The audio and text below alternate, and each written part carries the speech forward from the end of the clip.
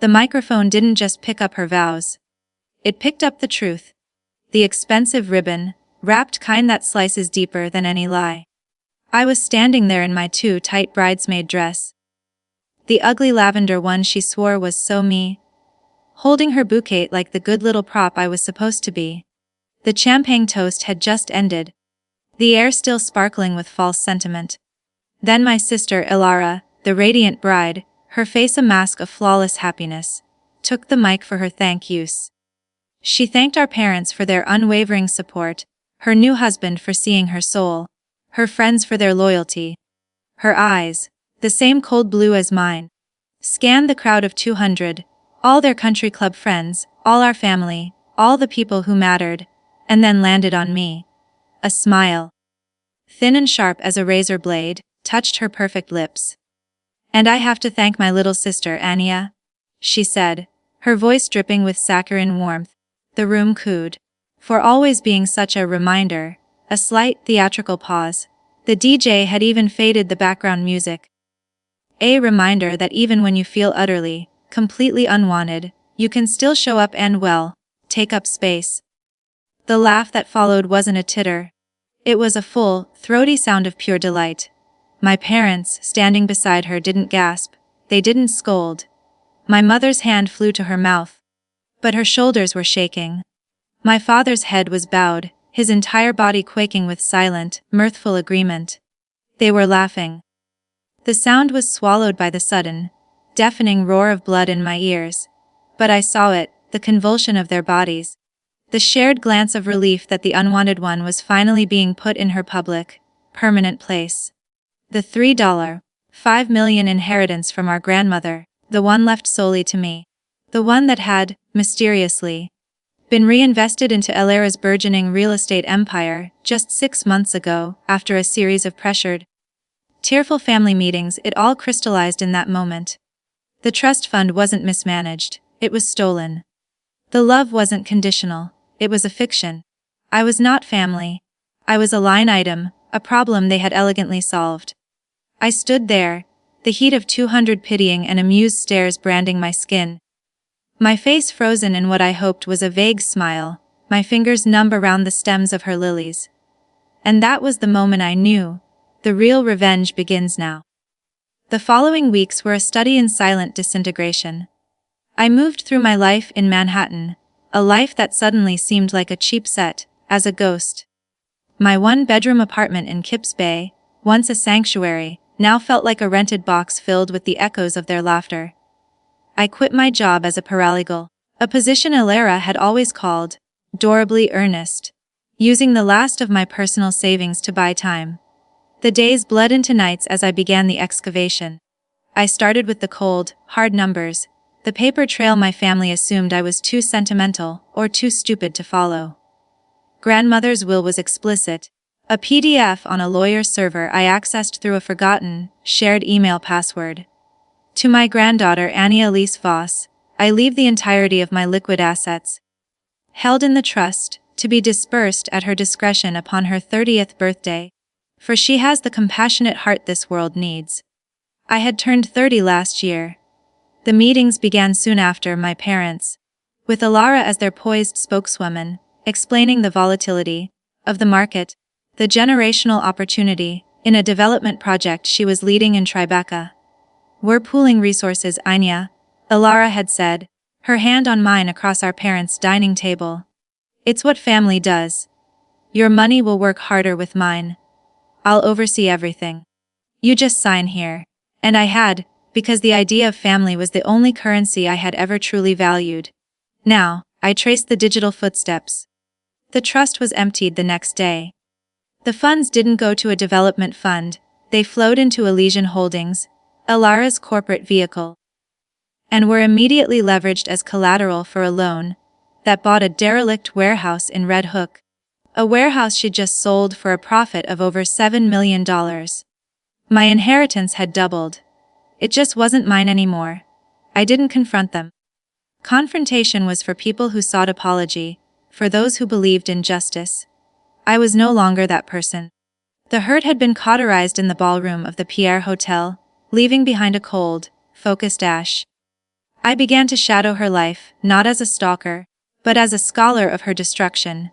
I learned her routines: the 7:15 a.m. spin class in the West Village, the 100-odored a.m. meetings at her sleek, glass-walled office on Fifth Avenue overlooking the park, the long, liquid lunches at members-only clubs where deals were sealed with a handshake and a glass of Burgundy.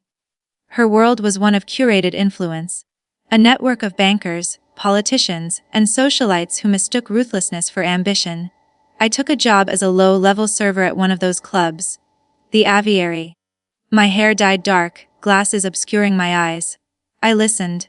I learned that her empire, for all its glitter, was built on a foundation of favors and discreet threats. Her husband Charles was a blandly handsome hedge fund manager whose compliance was purchased with her success. Their marriage, I overheard her telecompanion at table 3, was a merger of social capital. I recorded that on my phone, tucked into my apron. It was the first of many. The real weapon, however, came from the past. I remembered with sudden, shocking clarity the small, silver digital recorder our grandmother had given me when I'd expressed an interest in journalism as a teenager. "For capturing the truth, my dear," she'd said. It was still in an old jewelry box. I charged it. Its memory was full of snippets of my childhood, my own voice, my grandmother's soft stories. And one file, dated over a decade ago, from a Thanksgiving. The sound quality was poor, filled with clinking plates and football in the background. But the voices were unmistakable. My father wary. "Alara's the one who can carry the name. Anya is sweet. But she's a follower." My mother. "It's a mother's curse to see it so clearly. We have one arrow in our quiver, Richard. We aim it." And Ilara younger, her voice already a blade. "Don't worry. I'll take care of her. She'll always have a place. Just not at the table." I sat on the floor of my apartment, the city's neon glow bleeding through the blinds, and listened to it on a loop. This wasn't evidence of a crime. It was evidence of a conspiracy of the soul. It was the blueprint of my erasure. Alone, it was a sad relic. But paired with what I was about to gather, it would be the detonator. The plan required patience, a quality my old self had in abundance, but my new self had to cultivate like a poison garden. I needed a modern confession. I engineered a meeting. Not as a server but as myself. I invited Ilara for a drink, framing it as my attempt to move past the wedding awkwardness. I chose a loud, trendy bar in the meatpacking district, all pounding bass and blinding light, a place where people leaned in close to hear. I wore a jacket with a modified inner pocket, the small recorder sewn into the lining, its microphone a tiny, undetectable prick of metal near the lapel. I was nervous, the old Anya screaming to run, to beg for love instead of plotting its destruction. But when she walked in, a vision in a cream-colored sheath coat, her eyes already scanning the room for more important people, the coldness settled back in. We made stilted conversation. I apologized for being sensitive. I played the fool, the wounded little sister. I steered the talk, with clumsy hints, toward money, toward gratitude, and she took the bait. "Anya," she said, leaning forward, her perfume expensive and icy, washing over me. A condescending smile. "You have to understand. That money was wasted on you. Grandma was sentimental, but she was also foolish. You would have donated it to a shelter for 3-legged dogs or something equally pathetic. I used it. I built something. And in a way, that's the greatest respect I could pay to her legacy. You should be thanking me. I saved you from your own weakness." I let a tear fall, a real one, born of a genuine, scalding hatred. I sniffled, asking how Mom and Dad could agree. She laughed, the same laugh from the wedding. "They've always known what you are." Unwanted was perhaps a harsh word for a public forum, but darling, it's not an inaccurate one. We've given you a role, a part to play. Be grateful for the script. I had it, every damning, dismissive, arrogant word. The digital file in my grandmother's recorder, and the crystal-clear, contemporary confession in my jacket. A perfect, terrible pair. Now came the art. Revenge, I was learning, was not an act but an atmosphere. It was about shifting the ground beneath someone's feet, so slowly they didn't feel the earthquake, until the walls were already down. I began anonymously. A tip to a bored, gossip, hungry reporter at a tabloid about irregularities in the permits for Ellora's Red Hook project, suggesting payoffs to a city inspector. A packet of documents, highlighting the suspiciously rapid transfer of funds from my trust. Sent to the more serious journalists at the Wall Street Journal and Bloomberg. I used public computers at libraries, paid for burner phones with cash. Became a whisper in the system. The first crack appeared in the business section. Elysian Holdings faces questions over source of initial capital. It was a small piece, but it caused ripples. I watched from a cafe across the street as Elara stormed into her office building that morning. Her usual composure cracked. Charles called me that night. His voice tight. Your sister is under a bit of stress, Anya. Perhaps you could be supportive. I replied with gentle concern, the perfect, unwitting sister. The psychological warfare was more intimate. I had a key to our parents' house in Rye, a relic from when I would house-sit. One rainy Tuesday. When I knew they were at a charity luncheon, I let myself in. I didn't steal. I rearranged. I took the family portrait from the mantel. The one from 5 years ago, where I was cropped awkwardly at the edge, and replaced it with an enlarged, framed print of the last photo of me with my grandmother. Her arm tight around me, both of us laughing. I left my grandmother's favorite scarf, the one I'd kept, draped over my mother's reading chair. I left the silver recorder, with just the old Thanksgiving audio file on it, playing on a loop, hidden deep in the shelf of the den stereo system, set to turn on at random intervals. My mother called a week later, her voice frail. The house, it feels strange, Anya. I keep hearing things. Memories are like that, Mom, I said softly. They have a way of surfacing. The pressure on Elora's professional life tightened. The city opened an official inquiry into the permits. One of her key investors, a skittish pension fund, got cold feet and pulled out of her next big project. A luxury condo tower in Long Island City. The whisper campaign had worked. The scent of trouble, however faint, was enough for the wolves to circle. She became brittle, her elegance hardening into a sharp, dangerous edge. She summoned me to her penthouse, a cold glass area in the sky with views that seemed to swallow the city whole. This time, I was ready. I wore a necklace, a gift from Charles years ago, which I'd had modified. The pendant was a listening device, streaming audio directly to a cloud server. She stood at the floor-to-ceiling window, a silhouette against the sprawl of midnight New York. She didn't offer me a drink. Someone is sabotaging me, she stated, her voice flat. It has a pathetic, personal feel to it. I feigned ignorance, worry. She turned, her eyes scanning me as if I were a line on a balance sheet. Was it you? The question was casual, almost bored. Elara, I don't even understand what's happening, I murmured, wringing my hands, the picture of helpless concern. She stared at me for a long minute, then smiled, a terrifying, empty stretch of lips. No, you don't have the spine. You never did. But you're a symbol. The weak link. And when I find out who's doing this, I will use every resource I have to break them. I will burn their life to the ground, and salt the earth where it stood. She was talking to the room, to the city, to the specter of opposition. But she was also, unknowingly, giving me another recording. A confession of intent, of monstrous capability. It was perfect. The final move required an audience. Elara, fighting to save her empire, arranged a family and close associates, meeting at her office boardroom. It was a display of strength, a performance of unity to calm her remaining backers. Our parents were there, looking old and confused. Charles was there, pale and silent. A few key investors sat around the polished mahogany table. I arrived last, dressed in a simple, severe black suit, my hair pulled back. I carried a slim, elegant briefcase. Elora was in the midst of a PowerPoint presentation, her voice ringing with forced confidence, explaining the minor regulatory hurdles and competitive smear campaigns. She paused as I entered. Anya, so glad you could join us to show your support. The condescension was a living thing in the room. I didn't sit. I walked to the head of the table.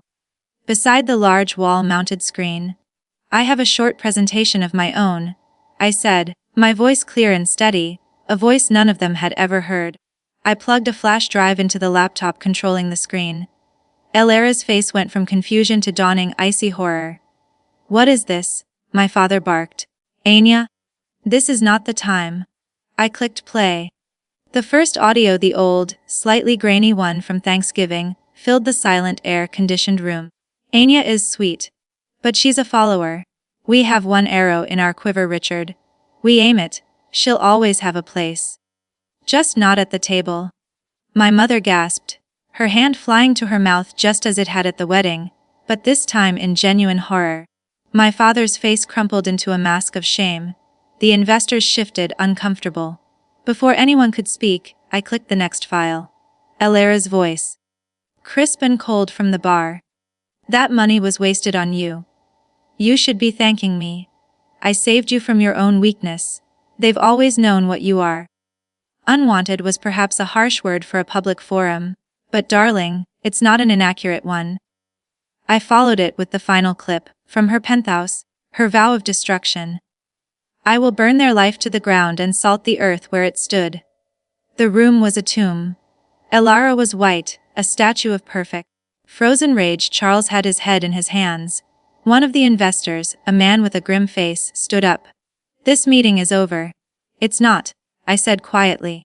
I advanced the slide. It showed the wire transfer documents, the trust dispersal, the flow into Elysian Holdings, the loan documents, the sale of the Red Hook property. A simple, irrefutable flowchart of theft. This is grand larceny. This is fraud. This is a recording of the motivation and the confession. I looked at my parents, their world dissolving. You were accomplices. In spirit and in silence. Finally I looked at Elara. The terrifying, elegant monster was gone. In her place was a cornered animal. Her eyes wide with the realization that her weapons, her influence, her money, her family narrative, were useless. The recording had neutralized them all. It wasn't just evidence for the police. It was a social and psychological atom bomb. I've filed a civil suit to recover every cent, with interest. I said. My voice the only sound in the ringing silence. The district attorney has copies of everything you just heard. So do the SEC and the IRS. I pulled a single sheet of paper from my briefcase and slid it down the table toward her. It was a screenshot of the front page of tomorrow's New York Post, already leaked. The headline screamed, IRS Hail. Saci Empla BLN Stoli N Sisters INRIT NC. Below it was a photo from the wedding of Elara laughing, and a smaller inset of me. Looking devastated. You wanted me to know my place, I said, gathering my things. Now you know yours. I left them there, in that glass room suspended over the city. The revenge was complete. It wasn't violent, but it was total. It took her money, her reputation, her power. And the family myth that sustained it all. The police investigation that followed was swift. Elara was charged. Charles filed for divorce. My parents, pariahs by association, sold the house in Rye and moved to a quiet, anonymous condo in Florida, their laughter forever silenced. I took back what was mine. And more in the settlement. But the victory was quiet, hollow. I sat in my new apartment, one with a view I chose for myself, and watched the rain streak the windows, reflecting the neon of the city below. The unwanted thing was gone, exorcised. What was left was just me, alone with the silence, and the faint, echoing satisfaction that the record, at last, had been set straight.